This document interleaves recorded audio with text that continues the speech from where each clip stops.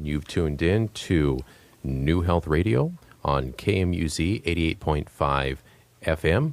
This is Nate Darnell, your host and producer.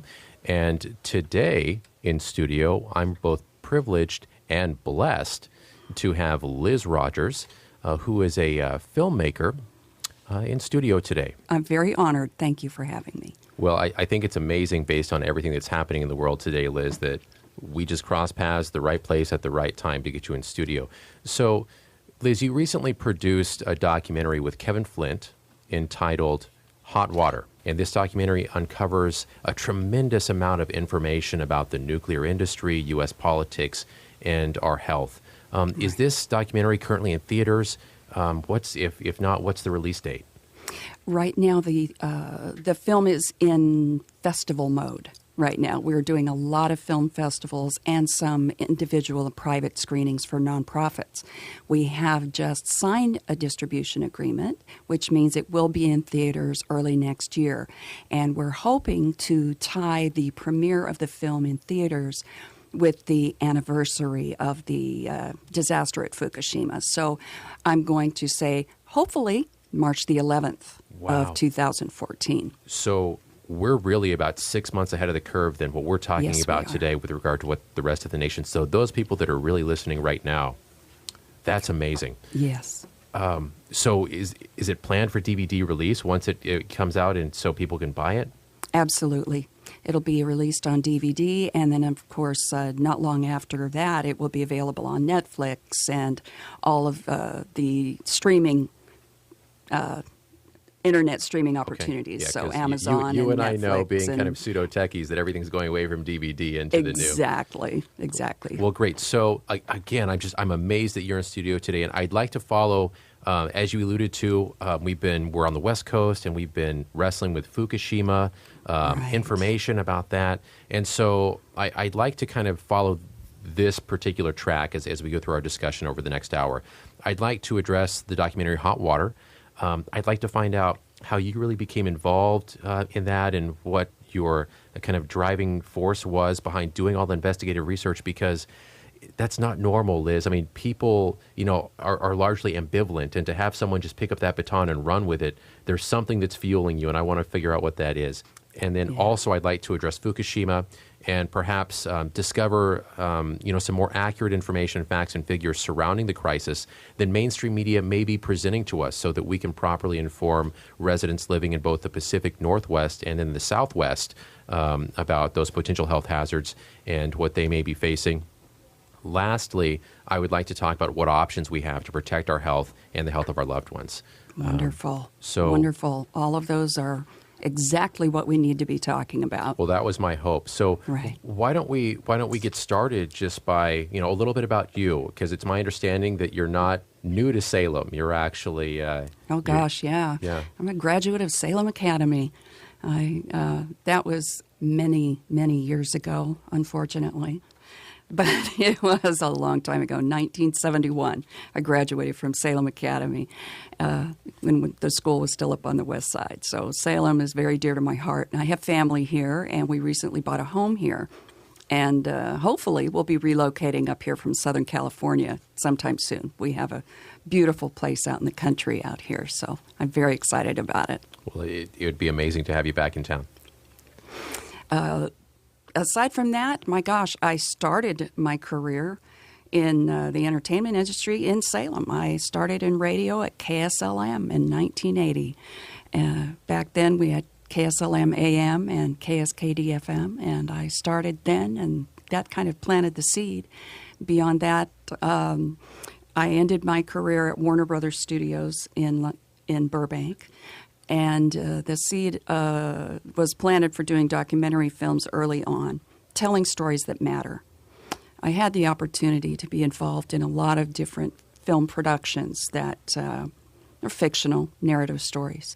But telling stories that mean something were more important. So the short story is that we were doing a documentary in South Dakota on Native American sacred sites in the shadow of the Sturgis Harley Rally. So there was a real juxtaposition there. And one of our interviews was with a Native American, Charmaine Whiteface, who was talking about some of these sacred sites where they could no longer go because uranium mining companies had come in and demolished the landscape. And when they left all of this ore lying on the ground, the tailings and whatnot. And because of that, if you spend even 24 hours in any of those areas, you'll exceed your annual dose for exposure to radiation. Now, that one brief sentence in that interview just cut me like a knife. I said, what? What are you talking about? And she said, there's no signs, there's no warnings. The cleanup effort is being run by the U.S. Forest Service because the EPA can't handle it. They turn it over to local authorities. Why can't the EPA handle it? They're understaffed and underfunded, so they turn a lot of these cleanup efforts over to the local, state and local level. And do they have the qualifications and the tools to even handle it? Well, that's what's insane about it.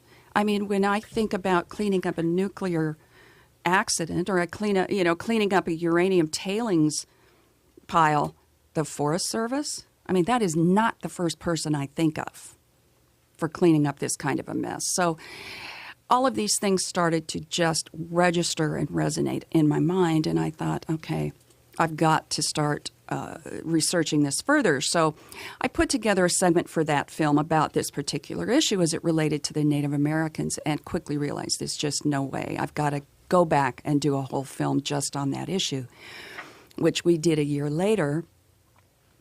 And again, I thought I was so naive.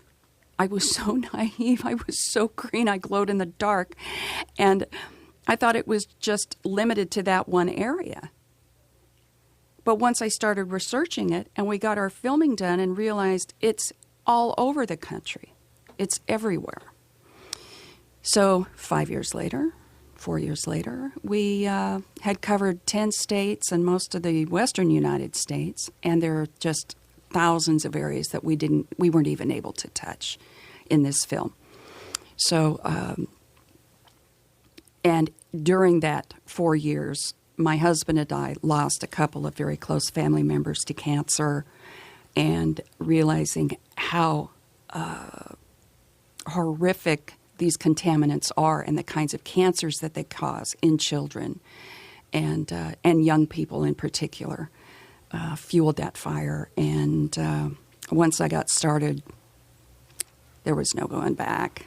And my husband, God bless him, just kept following me around with the camera. And Kevin Flint, who is the cinematographer and director, was really remarkable in this and have stood by the project all these years and are really remarkable people. So you started this before Fukushima even happened? Yes, 2 years before.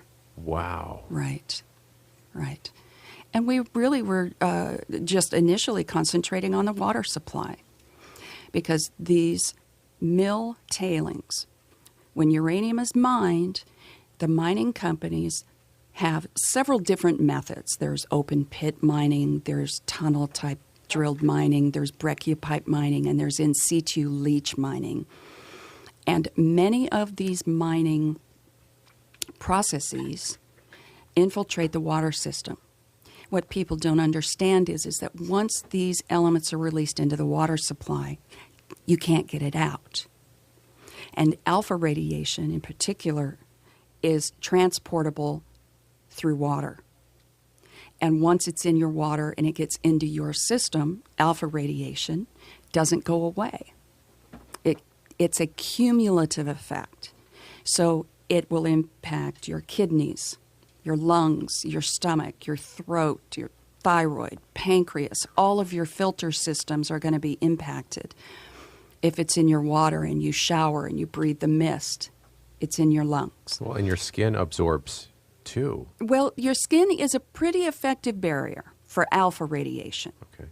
It's the interior exposure, the internal exposure, that is incredibly dangerous. And for children in particular, children and young people.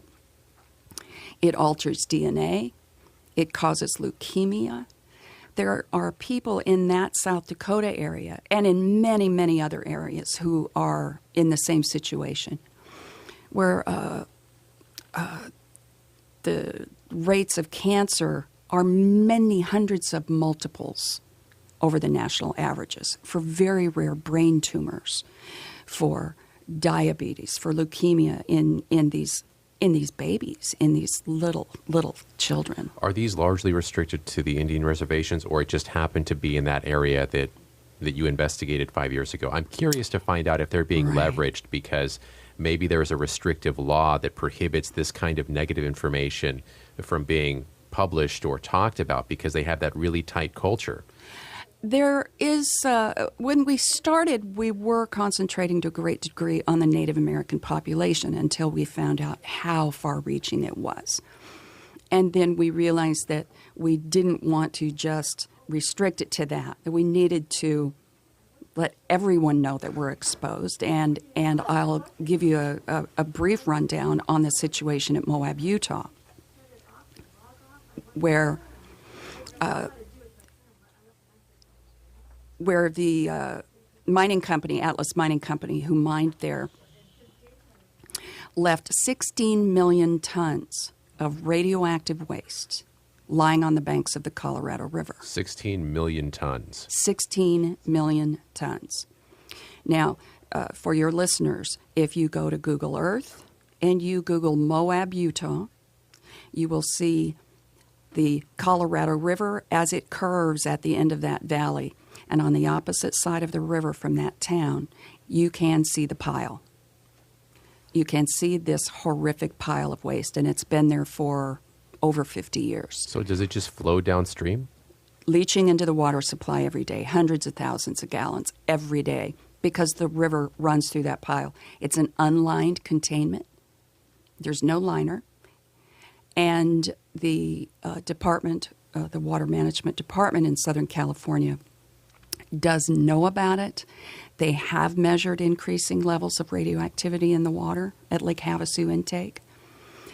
And the mining company came in, mined the ore, got the permits, made the promises, knew they had to clean it up. And when they realized they couldn't because you cannot clean it up, they walked away and filed bankruptcy. So now you and I and every other taxpayer in America is paying the bill, $1 billion for that one site to move that out one rail car at a time. And they project that it will be 2028 before they get it all out of there. And they don't know, they're trying to accelerate to 2017. That project. However, they don't know how far below ground it goes because it's in an unlined containment, and these are heavy metals, and the contamination. They literally have no idea how far below ground this goes. And once that goes into the silt in the bottom of the Colorado River, you're never going to get it out. You'll never get it out. There's no way. You'd have to dredge it hundreds of times over just to. Exactly. So it's one of thousands of these kinds of sites. Now they dump mill tailings into the Dolores River, which is upstream. It happens over and over again. The Missouri River, the Grand River, the Moro, up in the North Dakota, Nebraska. So the problem is far greater than people realize. How toxic and how poison this stuff is. And we don't have regulations in force, and we don't have an infrastructure in force to enforce those regulations. And individual water departments of these cities and towns, particularly these small towns, but even big cities, don't test for radiation in their water. Nobody tests for it, so they don't know. Well, I know just outside of the radiation issue, the EPA only tests for, I think, under the Clean Water Act, maybe 100 contaminants maximum. Mm-hmm. And there are well over 2,500 contaminants that are in our water supply. And from what I understand, even 1,000 additional every single year from all of these new manufacturing processes that leach these plastics and these synthetic chemicals. there's no process legally. And is that simply an issue of ignorance, or do you think it's an issue of convenience? And I think it's a combination. I made a statement in the film, and it ended up getting cut. But I said, when I was talking about Fukushima, I said, if you don't think this is going to happen in your neighborhood, you're either ignorant or you're arrogant. And you're going to have to decide which one you're going to be. So if you don't know, you don't know. If you do know, you can't pretend not to know what you know. And you can't unknow it. So if you have poison in your water supply, regardless of the source, and radiation is one of them, and that doesn't discount any of the other thousands of them that are out there. If you have radiation in your water and it's not tested for, then you need to know that you're taking a risk. And you need to know if you get sick where it came from. is there any way to test, like for the standard residential home? Is there something you can order online? Do we have to specialists come out? Yes, you can have the water tested. You can take it. You can test it. There are testing kits that you can buy, but they have to be sent to a lab for testing for alpha, beta, gamma radiation. Okay. And those tests aren't cheap. They can be a couple $100. They are not cheap. I know that Oregon does test for arsenic. Arsenic is a byproduct of uranium mining. And so when we had our well tested here, it was automatically tested for arsenic. We didn't test it for alpha, beta, gamma radiation. You won't taste it if it's in your water. You won't see it. You won't smell it. It won't burn you. But you need to know. Now, Oregon doesn't typically have high concentrations of uranium ore. There are some areas in Oregon that do have it, but it's not one of the areas that right now is being focused on for the potential for uranium mining. However, areas like Hanford, Washington, where we're paying $1 billion a year for that cleanup. Taxpayers are paying $1 billion a year. And it's going to go till at least 2060 getting that cleaned up. That contamination is leaking into the Columbia. It's online. We know it. It's been on the news. It's going into the water supply in the Columbia River. Now, statistically, you do research on, or if you were to do really research the levels of cancer and how those things tracked from our Cold War era, from Fat Man and Little Boy all the way through today, and track those cancer levels, you would, how do you even measure the kinds of numbers that we're talking about? It's crazy. Now, one of the other things that I ask people is when you were growing up, how many people did you know who had cancer? Now, you're young. I'm not. When I was a kid, I'm 60. I turned 60 this year. But when we were growing up, we didn't know anybody who had cancer. Didn't know anyone who had cancer. And now, I can't count them all. The CDC, actually, the American Cancer Society expects that 1 in 2 men and 1 in 3 women will develop cancer during their lifetimes. I am really sorry to hear that, but I believe that that's probably true. And it's going to be environmental. Yep. And it will be environmental from known and unknown toxins. What I want the uranium and the nuclear industry to acknowledge is they know it's poison. They know they vent these nuclear plants. They know that radiation escapes into the air and into the water. Every nuclear plant, we have 104 of them in the United States. Every nuclear plant has to be on a huge source of water because that's what they use for the cooling and the steam generation. So if they have a problem, it's going in the water supply. If it's in the water supply, you're not going to get it out. The most you can hope is to minimize or mitigate the damage it causes. They cannot fix it. Fukushima cannot be fixed. It's melted down. Reactor 4 is on the brink. moving all of the 400 tons of live uranium and nuclear materials that are in the attic of Building 4 right now, trying to get that out. They've been trying to figure out how to move it out of there for 2.5 years, or 3 years in March. Before we progress on to Fukushima, Yeah. I just want to clarify some things with regard to things that I didn't know about existed, the problems that were happening inside our own country. I mean, I've been following Fukushima for the past 2 years, but I had no idea that we had a whole Southwest population that was being subjected to excessive amounts of nuclear radiation exposure.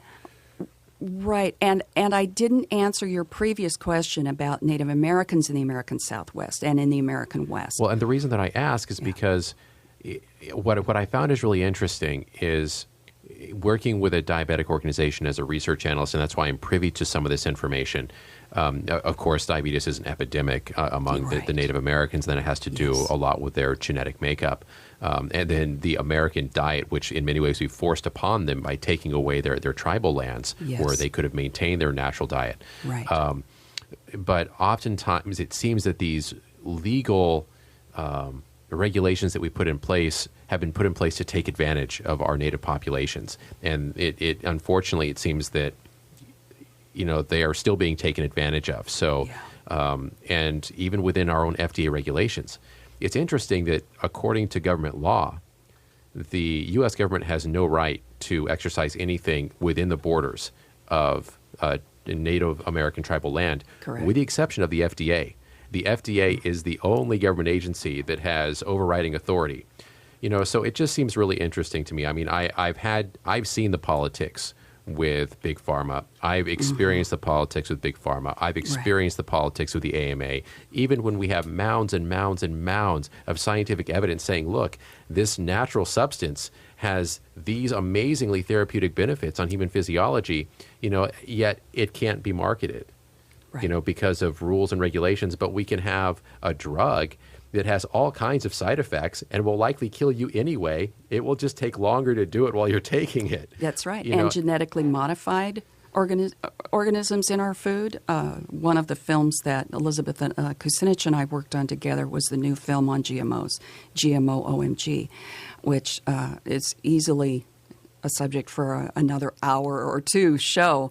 But as it relates to Native Americans in particular in the American Southwest, if you look at the original treaties that were signed with Native Americans, they had huge tracts of land that included fertile farmland.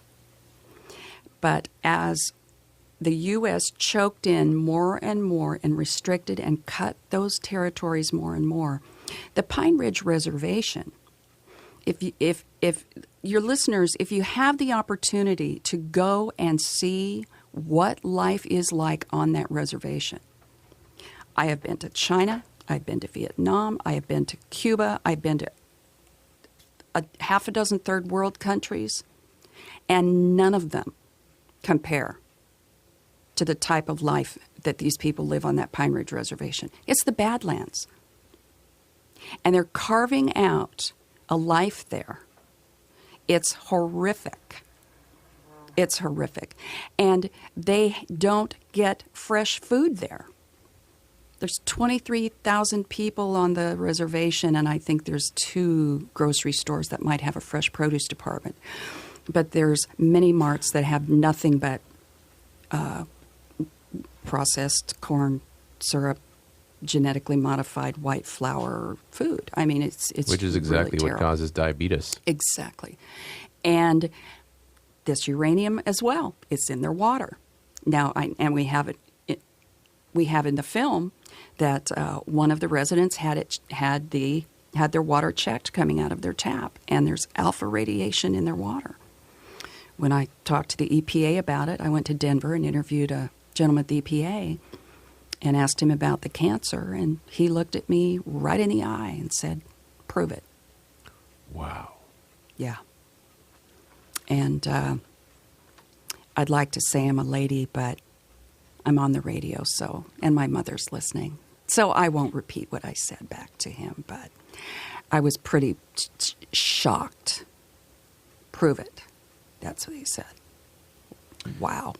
So, Liz, I guess this has been going for about 50 years with Right. the mining and all that since World War II and the development of the nuclear industry. Right. And then I guess along with our development of nuclear power plants, we then went on to design nuclear power plants for other countries. Correct. And I'm guessing that Japan received some of those nuclear power plants that we designed and developed.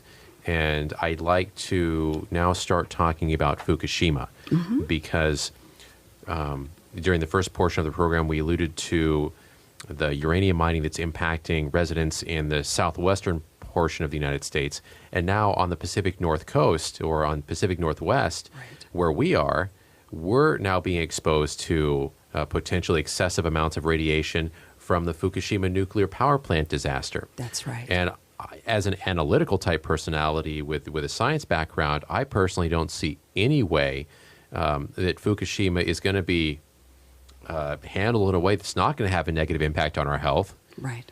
ever.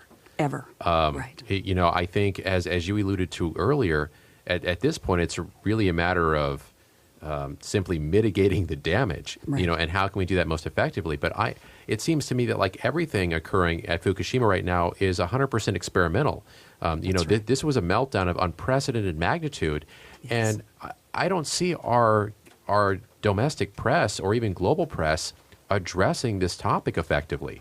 You know, so it's a blessing for me to have you on the show today because I know that this is your focus, and if anyone can give me kind of like the real nuts and bolts of what's going on and the genuine threat to our health, it's going to be someone like you. Oh my gosh, that's a terrifying concept because I'm not a scientist. But what's interesting, I think, about my involvement in it is that I'm not a scientist. I'm a regular person who knew nothing about any of this stuff. I didn't know what a picocurie was. I didn't know if it was a millionth or a billionth of a curie, or I had no idea or what that meant, or what the limits mean. When you look at the EPA website and they tell you that your limit for your drinking water is 15 picocuries per liter of alpha radiation. It's the numbers are mind-boggling. So the average person who isn't going to be able to wrap their head around these numbers, they will just absolutely and blissfully stay ignorant of this stuff. So we have to figure out a way to put it in terms where they can understand it and understand the danger. Now, the nuclear industry has millions and millions of dollars at its disposal. The mining industry has millions of dollars at its disposal to lobby on behalf of those processes. Those of us who are trying to enlighten the public have what we bring to the table. We don't have lobbyists, and we don't have that kind of money to really get out there and talk about it. So if you were to talk to any news person or reporter, I mean, there's only a handful really in the country who really understand the depth of this danger. And they may be able to do a story on it, but to really spend the time to educate the public on what this stuff means is going to take a concerted effort. And we have to start with our kids.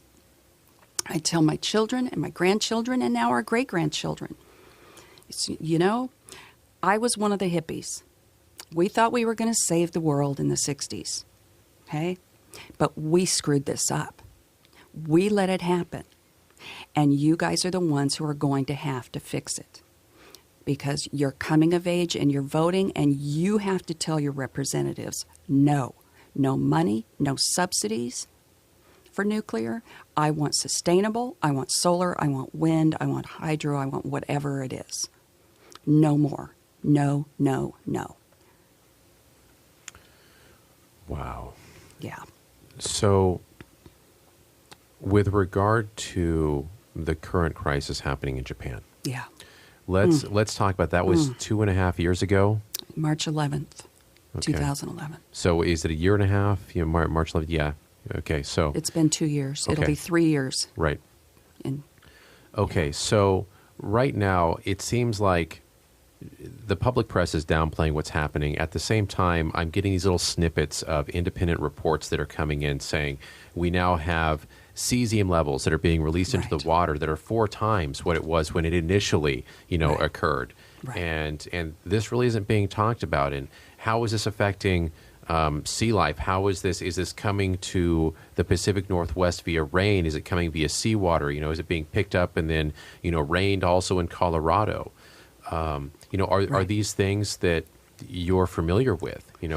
Well, I'm getting more and more familiar with them.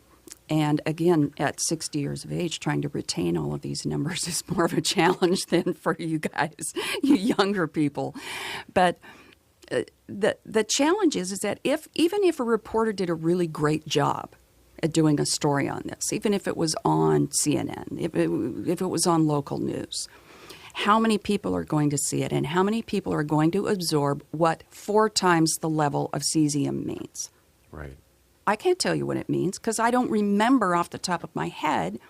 Is there a safe limit for cesium? Is there, I know the EPA's goal limit for all radionuclides but, I heard, is 0. But I heard they just tried to change that too, which was increasing the radiation exposure. That's right. And to me, that just seems like a political play. Like, well, since we can't really reduce the health risk, we're just going to kind of change it on paper. So it makes it look a bit more palatable. It's exactly what they do. And that is exactly what state, local, and federal governments have done throughout history on these issues. Because they know it's poison, they know it's not safe. The goal, if you look at the EPA website, the goal is 0. None, 0. They don't want any in the water supply. But 15 picocuries for alpha radiation, 30 grams per million of uranium in the water. They say it's safe. But if you can't meet that, they change the limit. It happens over and over and over. This is not new. So this is, once again, they're looking at changing it from 15 picocuries per liter to 30 picocuries per liter. So they can say, if you have that in your water, it's within acceptable limits. Well, no, it's not acceptable. And then people are just going to keep getting cancer or developing other health ailments. Absolutely. And then they're just going to say, well, we know there's an epidemic, but we don't really know what the cause is. Yeah. And they, being the empirical they, meaning the nuclear industry in particular and the mining industry in particular, will say, prove it. The EPA said that to me. My associate Sherry is here, and she was with me on that interview, and we both sat there and shook our heads. So it just seems like to me this is another example of, how we have these multi-billion-dollar transnational corporations, just like with the pharmaceutical industry, right, where they pay out more money to pay lobbyists than they do in taxes. Absolutely. And that's how they set legislation on Capitol Hill. And then the rest of us are kind of left to fend for ourselves. Which is we have to do the really hard digging to figure out what the truth actually is, right, even though we don't have the resources. We don't have the pocketbook of a multi-billion-dollar transnational corporation. That's right. We don't have the string-pulling capability on Capitol Hill. Right. And now I'm thinking about all of the fracking that's happening across the Midwest, where they can light their kitchen water on fire because of all of the petroleum byproducts that are coming out of it. Right. Now we have radiation in the water in the Southwest. It's like, my Lord. Exactly. I know. This could be really disempowering for a lot of people, but at the same time, fortunately, there are people like yourself that have the chutzpah to go out there and do this, and people like me that are willing to spend my time to talk about it and broadcast it out there. So Thanks those to people you. who are interested in taking care of themselves and their loved ones will have access to the most accurate information, and therefore they can make educated decisions instead of just listening to the mainstream media, which in my opinion is largely influenced by transnational multi-billion-dollar companies anyway. They're not telling the truth. They're telling the spin that they want published, and they're trying to get buy-in from the public instead of learning the real reality. Right. You're absolutely right. Now, oh man, I just lost my thought. Oh, and it was really good. See, I'm 60. It's okay, but I would like to talk just a little bit more about Fukushima, because that's really kind of on fire right now as a topic. And from my understanding, this is the first time that cores. Do you have any information on Chernobyl and kind of the history of that? So when I thought about this, and I too am not a scientist, I have a science background, but I looked at Chernobyl and I said, Chernobyl was bad, but it was landlocked. It was on a solid piece of ground. And over time, they eventually entombed it in a big concrete barrier. And that doesn't mean that the radiation isn't present. It doesn't mean that it's not still leaking out, but it's been largely contained. Fukushima is a totally different animal. Yes. Fukushima is on the edge of the coast, basically built on a pile of rubbish to build up the land. We have water seeping from a mountainside behind it, up under it. And undermining the structures. Undermining the structures. Yes. Plus, unlike Chernobyl, where everything kind of burned into the ground, but then stopped, and we could tunnel under it and put concrete under it to stop it from burrowing any further, that's not the case with Fukushima. We have all this irradiated water that's now leaking into the sea. We have cores, several of them which have burned through the cement floor, into the earth, now into the water table. And what they're proposing, the engineers that are trying to find a solution, is to erect a giant wall of ice. The ice wall. Yes, which they will then encapsulate this entire nuclear reactor in, at least the whole coast, which is going to require massive amounts of electricity just to keep the ice frozen. That's and then what happens if we ever have another power outage? What happens if we have another tsunami? That's right. Now it's going to melt and we're going to have even more problems. That's right. Pretending that nuclear is safe, one, is ignorant and arrogant because it isn't safe. All you can do with nuclear is decide how much risk you're willing to take and hope it doesn't happen in your lifetime. Now, if the nuclear industry would say, we know it's poison and we know it's dangerous and we know it can kill everybody on the planet, but we're willing to take the risk because it's a measurable risk that I can take that it won't happen in my lifetime. So as long as it's not in my lifetime, and you will hear those words from people, not in my lifetime. Now, Chernobyl, they are constructing a new sarcophagus around Chernobyl because the original sarcophagus is degrading and falling apart, which happens with cement. It's a cement sarcophagus. So that cement is only going to last a certain amount of time. So now they're building a bigger one over the top of it. So if they've dug underneath and put cement underneath it to try to contain that radiation, that's cement, okay? Lifespan of cement. Let's say, gosh. A couple of decades. Yeah. Let's be really generous and go 50 years. Let's be really generous and go 100 years. Awesome. Okay. 100 years. In this case, the original sarcophagus lasted 25 years. That nuclear material is going to be deadly to the nth degree for tens of thousands of years. Now, for your listeners who don't know what a half-life is, because I didn't know what a half-life was when I started. These half-lives are immense. The half-life of uranium is 4.5 billion years. Now, it can take dozens of half-lives for this material to degrade. And just for the listeners, that means that's how long it remains highly reactive or radioactive. It's 4 billion years. It would lose half of its radioactive value in 4.5 billion years.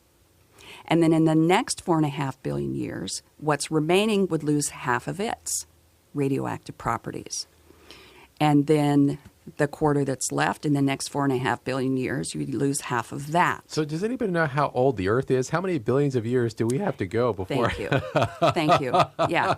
So, yeah, I mean, is it selfish, arrogant, ignorant to say, not in my lifetime?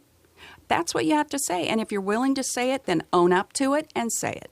The nuclear industry wants to say it, own up and say it. But don't lie to us and don't lie to the public and don't say it's about jobs. Now we're talking about Virginia. There's a wonderful movement called Keep the Ban, where they're banning uranium mining in Virginia. There's a huge uranium deposit there that they're trying to mine out. Virginia has a very high water table, a lot of rainfall, 43 inches a year in this one particular area, where they want to open pit mine uranium. Does that just kick it up into the air? Is it respirated then, if it's open pit? If it's open pit, it's in the air, it's in the water, it's in the livestock, in the grain, because the grain's grown in the dirt, the water feeds the grain, the cows eat the the livestock, eat the grain, drink the water, it's in them, and nobody checks the beef to see how much radiation is in that. Does the USDA not have a... No, they don't check. No. The only checking that is being done now, as far as I know, worldwide, is a little bit of checking in the food in Japan. And that's why they're not doing any fishing exports. The fishing industry there has been decimated.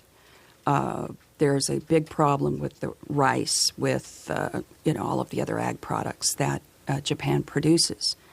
Now, to go off on that subject just a little bit, my husband's a member of the Southern California Tuna Club, and he's been a fisherman all his life. And I got an article that said 15 out of 15 bluefin tuna that were caught off the coast of Southern California measured positive for radiation. And that's 100%. 100%. Now, more and more and more of those fish are being tested, and it's showing up in all of them. So I am a regular tweeter and Facebook poster that says, no Pacific tuna. No Pacific tuna. Now, for old people like me, it's not going to have an immediate impact on me. I have a much lesser chance of having the effects of it. However, infants, children, and young people have a chance of being very seriously affected by this. And the effects are cumulative. So, as those elements go into the water and go into the algae, the plankton, the shrimp, and all of the smaller fish, all of those things are concentrated, bioconcentrated up and up and up the food chain. So as those tuna run that track around the Pacific, that big circle, Japan, up around Alaska, Washington, Oregon, down California, and all around that Pacific Rim, they're going right in front of Fukushima. And if you look at the models that scientists have done, there are models online that show how that water is going to move, how the cesium, the strontium, and all of those elements that are going to move from Fukushima across the Pacific. And the Pacific will be hit, it's already here, but we're really going to be hit next year. 2014 is when they say that we're really going to be hit on the West Coast in the Pacific Ocean in that water supply. So our salmon, it's huge. And cancers it takes a long time for most cancers to kind of incubate, and they can be, brewing, for lack of a better term, for years or even decades. So just with a cumulative exposure, right? It might be 10, 15, 20 years down the road before people start seeing, or before we as a community start seeing a major uptick in health-related disorders, probably an uptick in cancer. Right. And what frightens me is that I still keep seeing this just morass of legal issues and politics, and it's like for the commoner, for us, we look at this and we're like, look, this is common sense. I remembered what I was going to say. It just came back to me. Okay. For the public to get the information on some of these things, there are some brilliant documentaries, and it's the documentary format that is what is going to make the difference. I'm convinced of it, because news and television, unless they air a documentary, news shows aren't going to spend that much time concentrating on one of these issues to the extent that they would have to get the information across, to educate people. So in this issue of fracking, for example, the movie Gasland is brilliant. And now they just released Gasland 2, which is a follow-up. Brilliant. Do you watch Link TV? I don't have Link. Okay. Because I saw that on Link TV. Did you? Yes. And it's a channel that only does documentaries. And documentaries for deep thinkers. Yeah. Netflix, my grandkids. I mean, my 10-year-old grandson was with me one weekend, and I said, "What do you want to watch?" He said, "Well, let's watch a documentary, Drammy. Let's watch a doc." And I went, Wow. oh, please, you're so in my will." But Gasland is one, a brilliant movie that won the Academy Award a few years back called Chernobyl Heart. Documents the impact of the meltdown at Chernobyl on the children in that area and the heart damage that these children have and are dealing with. And, if it's an hour and a half documentary, and if that's what it takes to really get you educated, spend the hour and a half. Hot Water, this film is 80 minutes long right now. It could have been 10 hours easy with the amount of information that we uncovered. And editing it down has been difficult, and it's long. But the kind of information that people need to know can be very complex. If you're okay with just knowing it's poison, don't take it because it will kill you. And if you think it's in your water, you need to know. And you need to know what it will do to you and your kids and your grandkids. But that may not be enough to really change legislation. That's right. That's enough to kind Absolutely of protect you. right. But if we really want to change legislation so we have a better future Right. for our loved ones, our kids, our grandkids, then we Right. need to know the technical stuff. That's right. You need to know. I mean, how long did it take us to put smoking will kill you on cigarette packs? Oh, my goodness. It's so funny that you brought that up because I was at a medical symposium last night. And they actually had advertisements from like Time Magazine from like man. 40 or 50 years ago where they had physicians advocating cigarettes. Yes. They were Oh, like, yeah. these are the brand that I smoke.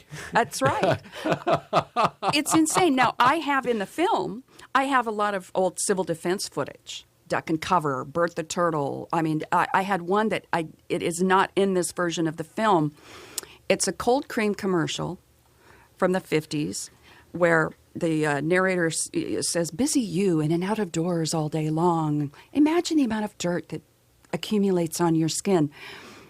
And then they say, the dirt on this woman's skin has just enough radiation in it to measure on this Geiger counter. And they hold a Geiger counter up to her face. And they said to prove that Dorothy Gray cold cream cleans 2.5 times better than any other soap or cleanser on the market. And the look on this woman's face, I mean, it's like she got shot, but they're holding a Geiger counter up to her face. And this was so common. It was so common. We were heroes for having the bomb back then. And I remember a story, too, about Arizona. There was actually a factory where women were employed to paint Yes. glow-in-the-dark Yep. hands on the clocks. On watches. And it was a radioactive material. Yep. And many of these women had amputations later That's in right. life. They had all kinds That's right. Mm-hmm. That's absolutely right. Glow-in-the-dark watches were done with radioactive material. There's an element called, and you can find this on eBay, tens of thousands of pieces of this. It's uranium glass. I have a couple of pieces that I usually carry with me to festivals and whatnot. Salt and pepper shaker made of uranium glass. And I have a portable Geiger counter, a little Radex, a little digital Geiger counter, and set it next to this thing, and you just watch it go tick, tick, and then start going beep, beep, beep, beep, beep, beep, beep, beep. There were That's tens not going to of change thousands for of 4 pieces. billion years. No, not at all. No. I mean, there were serving plates, dishes, glasses, cups, pour it in there, drink it right down. I mean, the ignorance with which we formed our policies is mind-boggling. And another point that I made in the film was that there are a lot of people my age who grew up believing this stuff, that you could duck and cover and you'd be okay. Well, look at the childhood training films where they were like, get underneath your school desk if the bomb Exactly. goes off. What is that going to do? Exactly. And these guys my age are running Washington, D.C.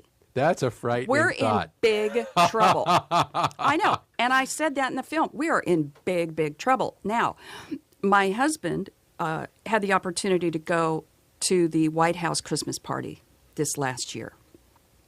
And he had a conversation with some pretty recognizable names in politics back there. And one in particular, I mean, these guys have no idea. They have absolutely no idea. They don't know this stuff. They don't know it like I didn't know it when I started. Well, in a way, that's not surprising to me. I didn't share my history when we first started the conversation, but I grew up as a military brat. I spent about 15 years on one of the most secure Air Force bases. Air Force One was 4 blocks from my house, and at least the hangar. And I'm very familiar with the fact that a lot of people on Capitol Hill have no idea what they're doing, and I don't even know what they're doing there. I have a lot of personal experience with this. Boy, is that a subject for another show. I mean, it's really frightening, and I think I used to have a phrase that was something along the lines of, we don't need more politicians wearing white lab coats masquerading as scientists. That's right. We need more scientists that are developing political savvy to right. do what is right. That's exactly right. You're exactly right. Exactly right. Now, I've got a clip in the film of 4 guys playing poker in a bomb shelter, and they're all smoking cigarettes. I mean, you can't see the wall across the room because there's so much cigarette smoke in the room. And the bomb goes off overhead, and the narrator says, the effects of the explosion are strong but short-lived, so it's safe to go in the area underneath the explosion 2 minutes after it occurs. Wow. Was this an Army training video? Really? Yeah. Seriously. Incredible.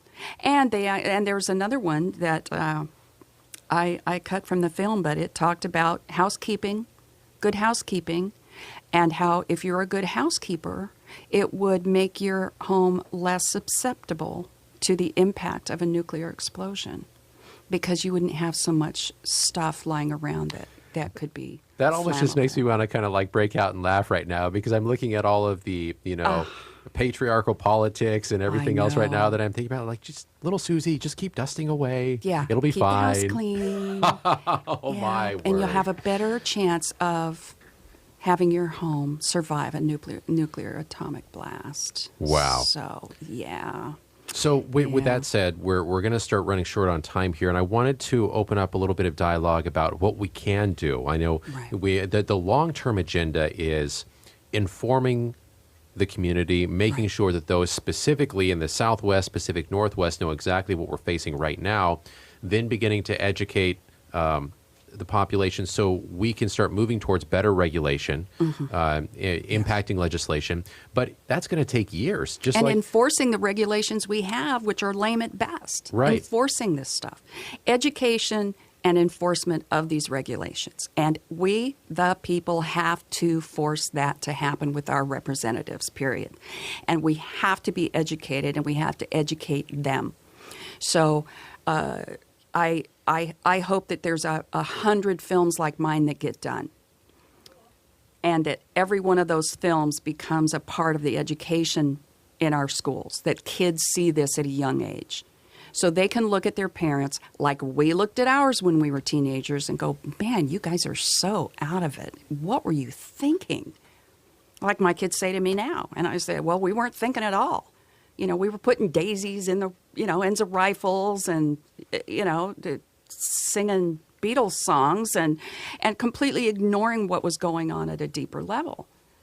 So we have to educate the kids, and we have to starting there. And with each and every one of us, if you don't know who your representative is in Congress, you need to find out, and you need to make sure they know that you know what they're voting on and how they're voting, and you need to make sure they know what you think and how they should be voting on these kinds of issues. We have Hanford, Washington. We have the Savannah River site. There's just as a brief example, there's one mining company that walked away, filed bankruptcy, walked away from 2,700 toxic waste sites. Sold themselves to another company for $18 billion and walked away. And you and I are going to pay for every bit of that cleanup. Billions and billions and billions of dollars every single year that you and I have to pay while those companies walk away with the cash. And the big companies don't even pay taxes anyway. Well, there you go. I mean, There you it's go. not only do we experience the brunt of all the health maladies, now we have to experience the brunt of cleaning up the rubbish they created. Right. That's Even a- if they do pay their taxes, even if they do pay their taxes, that doesn't mean it doesn't come out of our pocket too. You and I are still paying, even if they pay their fair share. Bless them if they do. I've got my suspicions that they don't, but even so, you and I are still paying for every one of these sites.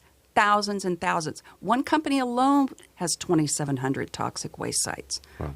So while we're working on legislation and all this stuff, what do we do in the interim to protect our health? I mean, are there any viable options that you're aware of? As far as food, as far as and taking food? iodine, what can we do to filter stuff out of the water? Okay, there are very few options for cleaning alpha and these radionuclides out of water. One of them is reverse osmosis water systems. We had one on our boat, which is it's a desalination plant, but they're filters that can remove a lot of those elements. Those they aren't cheap.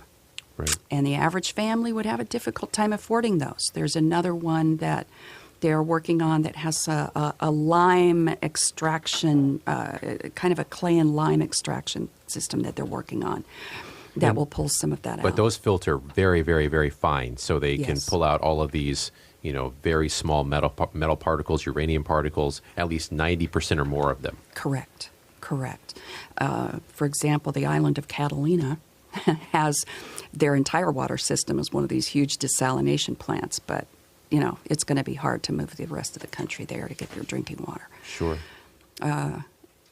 But beyond that, it's very limited. Now, bottled water, you'd have to find out.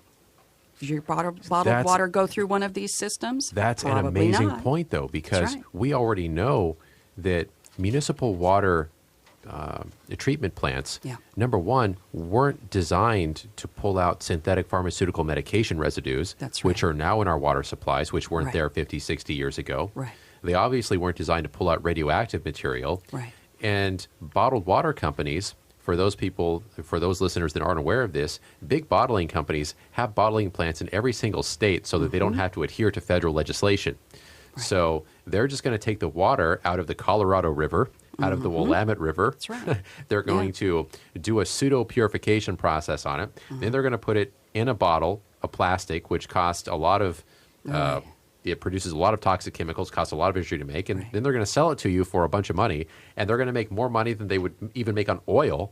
That's And- right. And you're getting water that's not any healthier for you. That's right. That's right. That's a raw deal. It's a raw deal. And that plastic, boy, I mean, they say, you leave a bottle of water in your car and then drink that water, you're getting more toxins that were in the water if you went down to the river and grabbed a cup right out of it. So, Bummer. yeah, kind of depressing. I know. I know enough about this subject now to be really, really annoying at dinner parties. And Well, we're in good company then. We're going to have a great conversation. We're gonna have a great It's dinner gonna be tonight, I Awesome. know. But on a side note, because I can totally empathize with what you're saying there. But I spend so much time reading over the options, and because of my background in the military, because of my background working with a health education organization, specifically around diabetes, and diabetes, Right. it's a global epidemic. I mean, Yes. right now it's worse than the bubonic plague. I mean, as far as stats are concerned. That's right. And so we look at, well, how can we mitigate that? Right. And I've been working very closely with university level researchers, with Fulbright scholars, and we've even been looking at diatomic hydrogen. And diatomic hydrogen, hydrogen is the greatest quantity element in the universe. There's no other element that's, basically the entire sun is made out of hydrogen. And what's very unique about it is that it's an extremely powerful antioxidant. And it's the only one that's small enough to fit right through cellular membranes and right through the blood-brain barrier. So it can arrest oxidative stress happening in the brain. So things like Parkinson's and Alzheimer's, fibromyalgia, chronic fatigue syndrome are the result of mitochondrial dysfunction, which are our little energy cells. Hydrogen can slip through and actually arrest all the free radicals. What I found really interesting in doing my research is that we knew about this in the 1960s and 70s. As a matter of fact, NASA knew it about it in the early 60s when they were developing the Apollo and Gemini space capsules. Wow. And none of the medical research was allowed to occur stateside. I had to find all the medical research in Japanese databases. Wow. And so what we're looking at now is just like you explained, we've reached the point to where we can't stop what's happening with Fukushima. Right. It's going to take years to stop what's happening with the uranium mining. Right. And ironically enough, when I was in Washington, D.C., my neighbor was the chief scientist who was investigating cell phone radiation exposure. And I saw what happened after that news broke. And I'm not going to go into that dialogue on the air on this program. But the one thing that I learned was that there are scientific studies that are always obscured in order to maintain the political agenda of those who are on Capitol Hill, and to the detriment of a lot of members of our communities. And what came out of all the cell phone research was that none of the countermeasures that the U.S. military had known about for decades were ever implemented with our current cell phone towers. And now all of us are walking around in this electro-smog. Yes. And there's really no way to not walk through it. So we have to start thinking differently. It's not just about stopping that kind of development or putting shields around them. Now we have to be even more proactive. Now we have to figure out what can we do to supplement our health? What can we do to not just wear a shield, but now just like with the alpha radiation, once you consume it, it's going to be there. That's right. Right? So how do you suppress it? Well, and you said it, being proactive, getting the public involved, educating the public about this cell phone issue. I'm getting more and more familiar with it all the time. I've started to use headphones instead of holding the phone up to my head. Well, and as a producer, I mean, you're going to be on the phone all the time now with the new film. So we definitely have to get you a headset because I've got to have you on more. I'm so happy to come back anytime. And now you've got a whole new documentary coming out with the GMO stuff. And so, we've got to keep you around. Oh man, I'm in for the long haul. We're going to load you with all kinds of hydrogen and headphones and keep you coming back. Thank you so much. Thank you so much for having me. I know we've gone a little bit over. I think you're getting the evil eye from the engineer. No worries. It's going to be worth it because this is the information that everyone in the United States needs to know about. So thank you. I apologize for not having an easy answer. And that is the bad news, and that's the bad news because what I found out of the stuff that isn't fixable with Fukushima, they're talking about putting old tanker ships in the water off of Fukushima and storing the contaminated water in tanker ships on the ocean. I mean, how lame and desperate are you to just and that's exactly the point. They are desperate. Clue. Yeah. Absolute desperation. Yeah. So let's do this. I've got to close the show for today. It was an absolute blessing having you on the show. Oh, thank you. And we're going to get you back as soon as possible. I'll be back in Salem in December. And again, this was Liz Rogers, the filmmaker who produced Hot Water. And Liz, is there a website that our listeners can go to learn more about this? Yes, absolutely. The website is Zero, Z-E-R-O, hotwater.com. Okay. And we're just putting up our new website. The old website is up, but the new one is going to have a lot more information on it, a lot more interactive information about screenings, upcoming screenings. And hopefully maybe we can arrange to do a screening here in Salem sometime of the film. It would be great. So we'll see what we can work out. Okay. Well, this is Nate Darnell. We've gone a little bit over the hour here with New Health Radio. And if you have any questions or comments regarding today's show, an interview with Liz Rogers of Hot Water fame, please email me at newhealthnation@gmail.com. Again, that's newhealthnation@gmail.com, spelled with an N-U. And tune in again next week for the next edition of New Health Radio with Nate Darnell. And until then, this is Nate Darnell wishing you well.